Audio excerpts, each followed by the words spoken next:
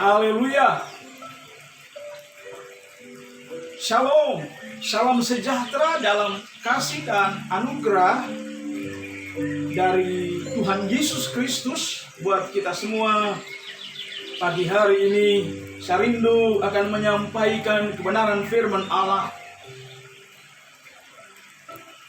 dengan judul Kerajaan yang bersifat kekal, yang terambil di dalam kitab Daniel bab 2 ayat 44 hingga ayat 45. Daniel pasal 2 ayat 44 hingga ayat 45. Tetapi pada zaman raja-raja, Allah semesta langit akan mendirikan suatu kerajaan yang tidak akan binasa sampai selama-lamanya, dan kekuasaan itu tidak akan beralih lagi kepada bangsa lain. Kerajaan itu akan meremukkan segala kerajaan dan menghabisinya. Tetapi kerajaan itu sendiri akan tetap untuk selama-lamanya. Dalam kitab Nabi Daniel pasal 2 ayat 44, saudaraku, tentu sebagai orang percaya akan bertanya, kerajaan mana sebelumnya yang begitu berjaya dan bahkan pernah menggoncangkan peradaban global? Nabi Daniel bersama rekan-rekannya telah mengalami masa-masa yang sulit, masa-masa yang sukar, karena mereka ditawan sebagai pemuda pemercaya kepada Allah Israel. Tapi mereka mengalami masa-masa yang sukar. Mereka ditawan oleh raja-raja kafir, mulai dari dikatakan dalam Daniel pasal 2 ayat 37 dan 38. Kerajaan yang pernah menggoncangkan peradaban global di zaman itu adalah kerajaan Neo Babilonia, yang kita kenal dengan sebutan Kerajaan Babel, yang dipimpin oleh Raja Nebukadnezar. Nah, dikatakan oleh Nabi Daniel bahwa melambangkan Babilonia, melambangkan kepala yang terbuat dari emas. Bahkan masa kejayaannya sekitar tahun 605 sampai 539 sebelum Masehi, saudara. Dan setelah itu, setelah kerajaan Babilonia ini runtuh, saudara, muncul kerajaan yang kedua. Kerajaan yang kita kenal dengan kerajaan Dwitunggal, yaitu kerajaan Media dan Persia. Di dalam kitab Daniel pasal yang kedua, ayatnya yang ke-32 dan ayatnya yang ke-39. Di sana berbicara tentang kerajaan Media dan Persia yang didirikan oleh Raja Kores. Dia berjaya sekitar tahun 539 sebelum Masehi, yang dilambangkan oleh kitab Daniel dengan dada dan tangan yang terbuat dari perak. Sedangkan kerajaan yang ketiga adalah kerajaan Greka atau kerajaan Yunani, yang dilambangkan dengan perut dan pinggang dari tembaga, yang didirikan oleh Alexander Agung sekitar tahun 330 sebelum Masehi. Dalam Daniel pasal 2:32 dan ayat 39, di sana diungkap tentang kejayaan Alexander Agung. Sedangkan yang keempat kerajaan, yaitu kerajaan Rum atau kerajaan Romawi. Dalam Daniel pasalnya yang kedua 32 dan ayat 40, di sana Daniel melambangkan kerasnya seperti besi. Masa kejayaannya sekitar tahun 67 sebelum Masehi. Saudaraku, kerajaan ini menguasai dunia hingga ke taraf yang belum pernah dicapai sebelumnya, saudaraku. Dan kerajaan yang kelima adalah kerajaan yang keras, sebagian rapuh, yang melambangkan kaki dan besi dan tanah liat. Dan diperkirakan kerajaan-kerajaan ini adalah kerajaan-kerajaan bagian dari wilayah kekuasaan Romawi. Akan ada yang melambangkan bahwa kerajaan ini adalah kerajaan yang mendahului kerajaan Kristus. Itulah kerajaan Antikris, yang terambil di dalam kitab Nabi Daniel pasal 2:41 hingga ayat 43. Saudara yang dikasihi Tuhan, dan kerajaan ini tidak bertahan lama, tapi kerajaan ini dikatakan dalam kitab Daniel bahwa kerajaan separuh dari kerajaan ini bahkan runtuh. Saudaraku, karena itu di dalam Daniel pasal yang kedua ayat 35 hingga ayat 45 ada kerajaan yang cemerlang, kerajaan yang tidak dapat termusnahkan di dalam kerajaan yang keenam ini, yang kita kenal dengan kerajaan yang bersifat kekal, bersifat permanen. Karena apa? Karena kerajaan ini tidak akan bisa dimusnahkan, tidak bisa dimusnahkan. Itulah kerajaan yang didirikan oleh Kristus Sang Mesias, di mana kerajaan ini akan memenuhi seluruh bumi, meliputi langit dan bumi, saudaraku. Dalam kitab Wahyu 21 ayat yang ke-1 dijelaskan, dia akan menguasai raja-raja di bumi. Dia akan mengendalikan kerajaan-kerajaan global yang ada di bumi. Dalam Matius 28 ayat yang ke-18 dia berkata, "Kepadaku telah diberikan segala kuasa, baik di langit maupun di bumi." Bahkan dalam Kejadian 27-29 dikatakan bahwa kerajaan yang bersifat permanen ini, kerajaan yang bersifat kekal ini akan meruntuhkan kerajaan-kerajaan yang dibangun oleh keangkuhan manusia. Raja-raja di bumi yang dikendalikan oleh neoliberal, dikatakan dalam Kejadian pasal 27-29 akan diruntuhkan oleh Allah. Dalam Mazmur 2 ayat yang ke-9 dikatakan akan Mazmur 110 ayat yang ke-5. Dia akan meleleh bagai besi dan tembaga akan dia lelehkan. Betapa hebat dan betapa kerasnya kerajaan-kerajaan yang dibangun oleh manusia. Tapi sekali kelak kerajaan-kerajaan itu akan diruntuhkan oleh Allah dengan sendiri. Sehingga bagaimana Alkitab mengungkapkan di dalam Nabi Daniel pasal 2 tadi, ayat 44 hingga 45, di mana batu yang di atas gunung akan datang meruntuhkan batu-batu yang ada di bawahnya. Saudaraku, sebenarnya itu bicara tentang nubuatan yang akan terjadi di akhir zaman. Di dalam kebenaran firman Allah, kita sudah tahu dalam pasal 2 ayat 32 dan sampai 35. Dikatakan bahwa Nebukadnezar melambangkan daripada patung emas. Melambangkan kekuatan, kemampuan manusia mempengaruhi global, memerintah secara global. Saudaraku, tapi dia juga tidak bertahan lama. Dihancurkan dengan sendiri. Karena tangan Tuhan yang Maha Kuasa itu yang menghancurkan. Ya, patung besar melambangkan kerajaan Babylon yang di bawah pemerintahan Nebukadnezar.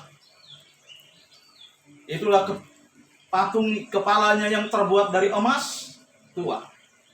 Sedangkan dada dan lengannya adalah bicara tentang kekuatan Media dan Persia, dua duit tunggal. Saudaraku, Media dan Persia pernah meruntuhkan kerajaan Babilonia. Dan setelah itu, tidak berselang lama, dia juga hancur lebur. Saudaraku. Karena itu firman Allah berkata bahwa kerajaan-kerajaan itu, kerajaan yang merasa diri kerajaan yang begitu menguasai dunia di zaman itu. Saudara, semuanya dengan sendiri tinggal kenangan belaka. Dikatakan bahwa kerajaan yang dibangun oleh Koreshi, itu kerajaan Media dan Persia yang berjaya di tahun 539, yang dilambangkan oleh kita Daniel dengan dada dan tangan yang terbuat dari perak. Saudara, dengan sendirinya tinggal kenangan. Kerajaan yang ketiga, kerajaan Yunani yang dilambangkan dengan perut dan pinggang dari tembaga, yang pernah berjaya sekitar tahun 330. Saudaraku, yang dibangun oleh Alexander Agung. Itu hanya sejarah, saudara. Kerajaan yang keempat adalah kerajaan yang dikenal dengan kerajaan Rum. Saudaraku, dalam Daniel 2 ayat 32 dan ayat 40, yang dilambangkan keras seperti besi. Masa kejayaannya pada tahun 67. Saudaraku, kerajaan ini menguasai dunia hingga ke taraf yang belum pernah tercapai sebelumnya. Saudaraku, kalau kita melihat kerajaan Rom sampai di era globalisasi,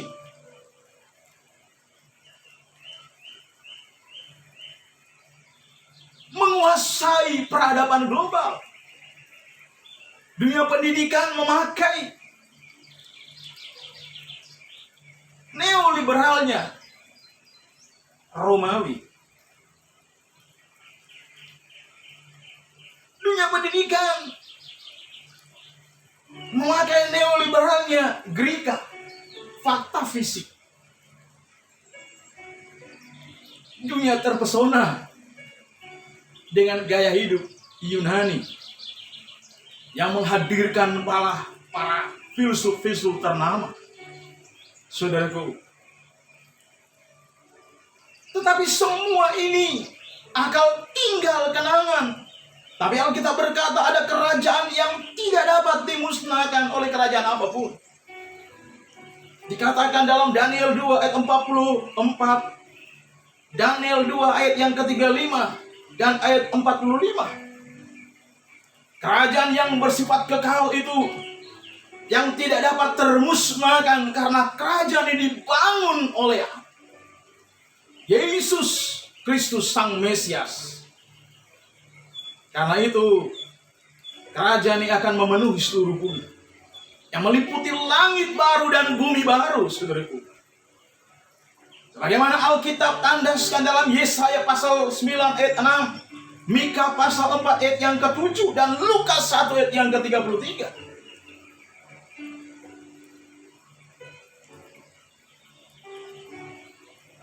Semua ciri khas daripada kerajaan ini adalah kerajaan yang memberikan jaminan kekekalan bagi mereka yang percaya kepada Sang Kristus yang memiliki kerajaan kekal itu. Sehingga kita berkata bahwa kerajaan ini adalah kerajaan yang akan mampu bertarung di era globalisasi ini. Kerajaan ini sedang bertarung. Rohnya sedang bekerja di kalangan umat-umat Allah yang memiliki iman yang permanen. Bekerja di tengah-tengah hamba-hamba Allah yang memiliki iman yang permanen. Kamu wartakan tentang kerajaan Kristus, kerajaan yang tidak akan pernah termusnahkan. Sebab apa, saudaraku? Kerajaan yang dibangun oleh Allah adalah tempat kediaman Allah.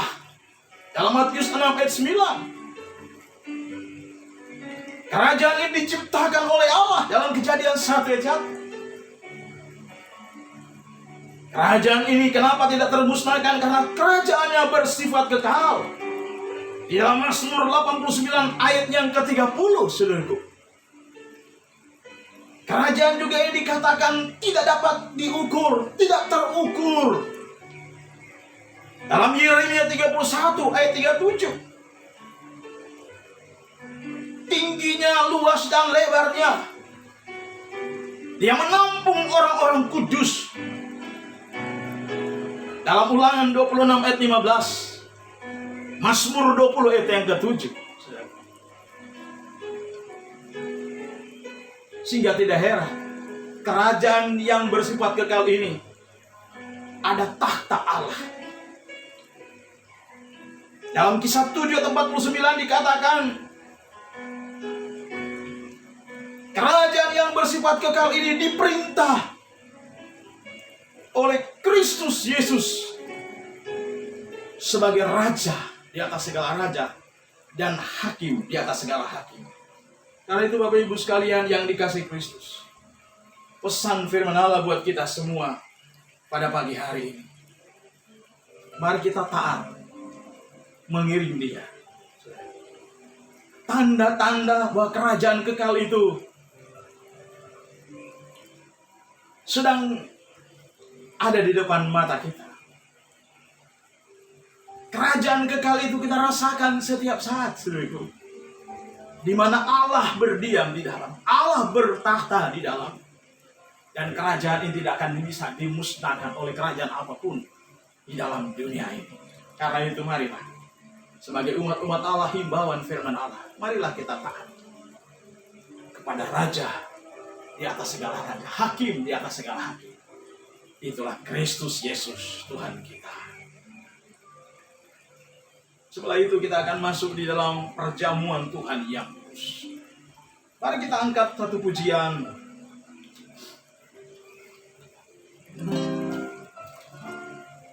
Oh, haleluya. Mari kita angkat satu pujian. Raja amat kuasa, sucikan dari dosa, sembuhkan segala sakit, darahnya tebus saya, oh darahnya amat kuasa, sucikan dari dosa, sembuhkan segala sakit, darahnya tebus saya. Sungguh heran darahnya Yesus, sungguh heran darahnya Yesus. Kuasa iblis dihancurkan olehnya, sungguh heran darahnya Yesus. Sebab apa yang telah kuteruskan kepadamu, telah aku terima dari Tuhan, bahwa Tuhan Yesus pada malam waktu Dia diserahkan mengambil roti, sesudah itu Ia mengucap syukur atasnya. Ia memecah-mecahkannya dan berkata, inilah tubuhku yang diserahkan bagi kamu. Perbuatlah ini menjadi peringatan akan daku. Makanlah tubuh Tuhan ini. Di dalam nama Bapa, Putra dan Roh Kudus, yaitu dalam nama Tuhan Yesus Kristus. Haleluya.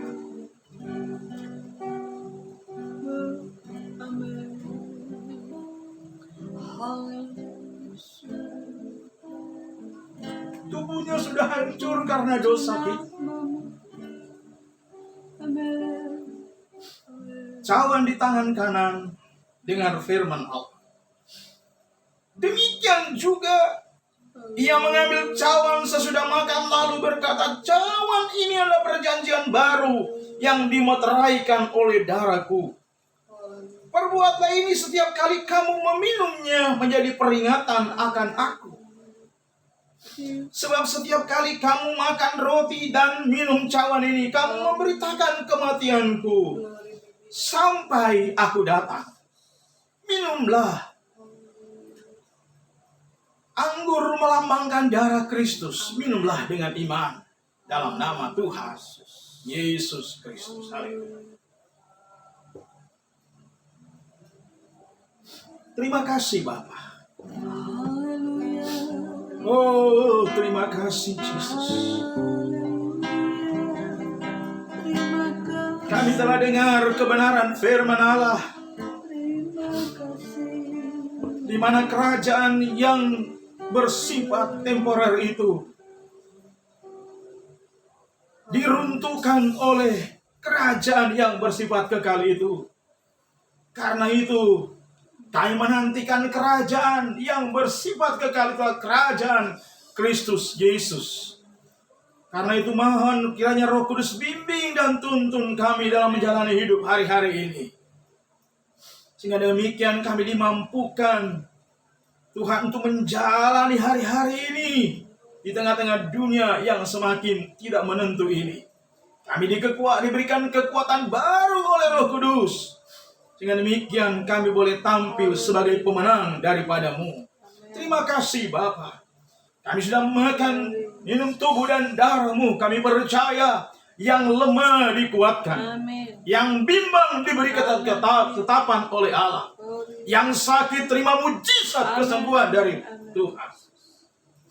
Bahkan yang tertutup jalan, kami percaya Engkau pasti buka jalan. Terima kasih Bapa.